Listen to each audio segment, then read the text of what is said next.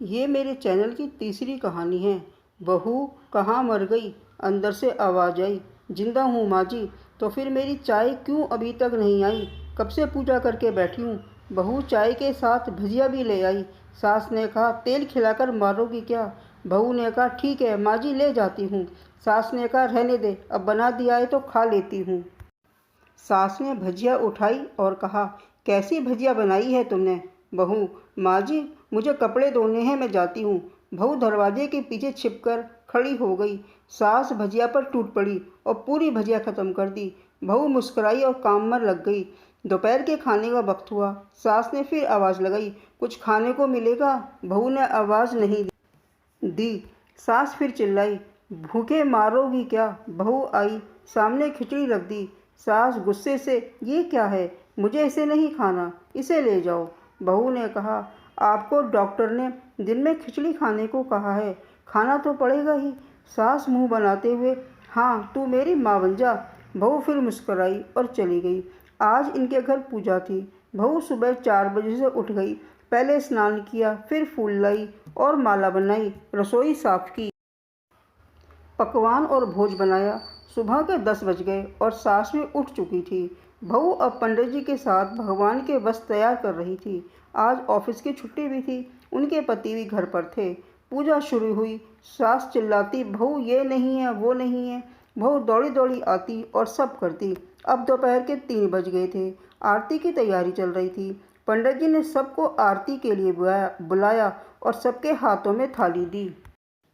जैसे ही बहू ने थाली पकड़ी, थाली हाथों से गिर पड़ी। शायद भोज बनाते हुए बहू के हाथों में तेल लग गया था, जिसे वह पोंछना भूल गई थी। सारे लोग तरह तरह की बातें करने लगे। कैसी बहू है, कुछ नहीं आता, एक काम भी ठीक से नहीं कर सकती, न जाने कैसी बहू उठा लाई, एक आरती की थाली भी संभाल नहीं सकी। उसके पति भी गुस्सा हो गए, पर सास चुप रही, कुछ नहीं कहा, बस यही बोल के छोड़ दिया सीख रही है, सब सीख जाएगी धीरे धीरे। अब सबको खाना परोसा जाने लगा। बहू दौड़ दौड़ कर खाना देती, फिर पानी लाती। करीब 70-80 लोग हो गए थे। इधर 2 नौकर और बहू अकेली, फिर भी सारा काम बहुत ही अच्छी तरीके से करती। अब उसकी सास और कुछ आस पड़ोस के लोग खाना खाने बैठे। बहू ने खाना परोसना शुरू किया। सबको खाना दे दिया। जैसे ही पहला निवाला सास ने खाया, तुमने नमक ठीक से नहीं डाला क्या? एक काम ठीक से नहीं करती, पता नहीं मेरे बाद ये कैसे घर संभालेगी। आस पड़ोस वालों को तो जानते ही हो ना साहब, वो बस बहाना ढूंढते हैं नुक्स निकालने का। फिर वो सब शुरू हो गए, ऐसा खाना है, ऐसी बहू है, ये वो वगैरह वगैरह। दिन का खाना हो चुका था। अब बहू बर्तन साफ करने नौकरों के साथ लग गई। रात में जगराता का कार्यक्रम रखा गया था। बहू भी 1-2 गीत गाने के लिए स्टेज पर चढ़ी। सास जोर से चिल्लाई मेरी नाक मत कटा देना, गाना नहीं आता तो मत गा, वापस आ जा।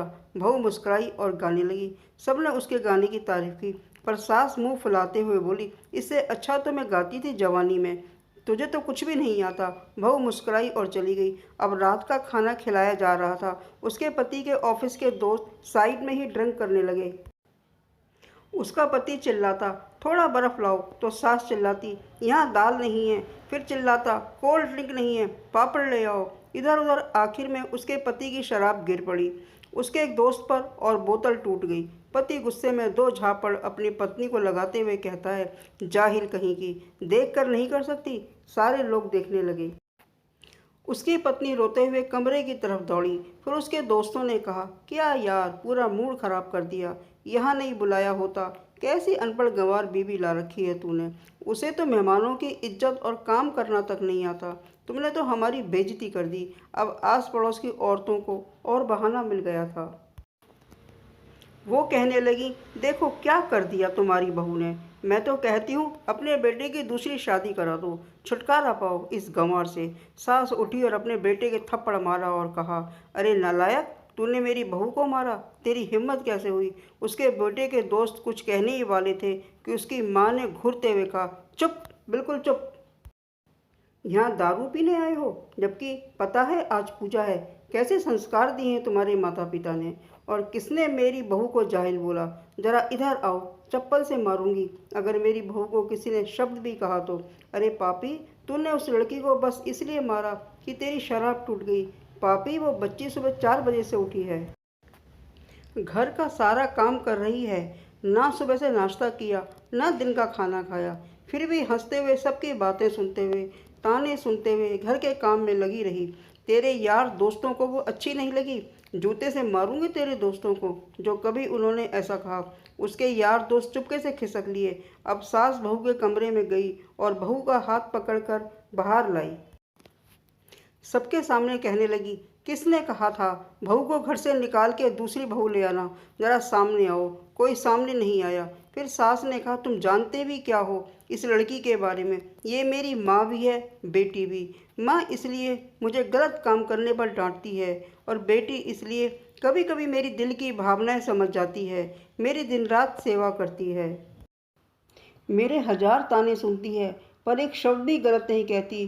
दूसरी बहू ले आऊं? याद है ना छुटकी की दादी, अपनी बहू की करतूत। सास ने गुस्से से पड़ोस की महिला को कहा, अभी पिछले हफ्ते ही मियाँ बीवी तुम्हें भूखे छोड़ घूमने चले गए थे। मेरी इसी बहू ने 7 दिनों तक तुम्हारे घर पर खाना पानी, यहाँ तक कि तुम्हारे पैर दबाने जाती थी, और तुम इसे जाहिल बोलती हो?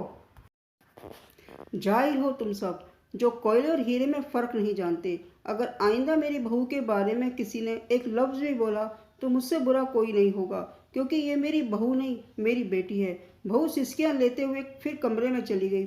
सास ने एक प्लेट उठाई और भोजन परोसा। बहू के कमरे में खुद ले गई। सास को भोजन लाते देखा तो बहू ने कहा, अरे माँ जी, आप क्या कर रही हो? मैं खुद ले लेती। सास ने प्यार से ताना मारते हुए कहा, डर मत, इसमें जहर नहीं है। मार नहीं डालूंगी तुझे। तुझे नई सास चाहिए होगी, पर मुझे अभी भी तू ही मेरे घर की बहू चाहिए। बहू ने अपनी सास को रोते हुए गले से लगा लिया। सास भी रो दी पहली बार और कहा, चल खाना खा ले। फिर मजाक करते हुए कहा, फिर मेरे पैर दबाने चले आना। और ये ख्याल मन में मत लाना कि सास पैर बोलती है। किसी दिन मैं इसका गला दबा दूंगी, क्योंकि कभी मैं भी यह सोचती थी। दोनों खूब हंसने लगती हैं। कुछ रिश्ते बहुत मीठे होते हैं, बस बातें कड़वी होती हैं। अगर आपको मेरी कहानी अच्छी लगी हो तो आप मेरा चैनल लाइक करें और सब्सक्राइब करें। कमेंट्स बॉक्स में लिखें।